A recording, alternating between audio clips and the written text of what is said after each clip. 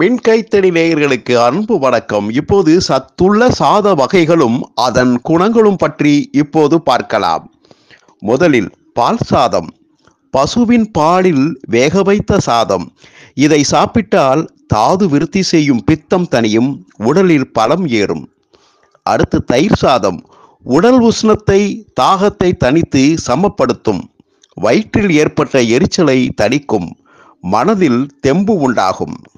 அடுத்து மிளகு சாதம். வடித்த சாதத்துடன் மிளகுத்தூள் நெய் சேர்த்து சாப்பிட்டால் வயிறு உப்பிசம், வயிற்று இரைச்சல் குணமாகும், பித்தத்தையும் தணிக்கும். புனர்ப்பாக சாதம். சாதத்தை மறுபடியும் உலையில் போட்டு கொதித்த பின் வடிக்கும் சாதம். இதை காய்ச்சல் உள்ளவர்களுக்கும் பத்தியம் உள்ளவர்களுக்கும் கொடுப்பார்கள். காய்ச்சலின் வேகத்தை குறைக்கும். அடுத்து தேங்காய்பால் சாதம். உடலுக்கு பலத்தை தரும், ஆனால் பித்த மயக்கம், உடல் உஷ்ணத்தை உண்டு பண்ணும். பித்தத்தை மேலும் விருத்தி பண்ணும், உடல் கனத்து போகும். நன்றி நேயர்களே. மீண்டும் ஒரு பயனுள்ள தகவல்களில் உங்களை சந்திக்கிறேன்.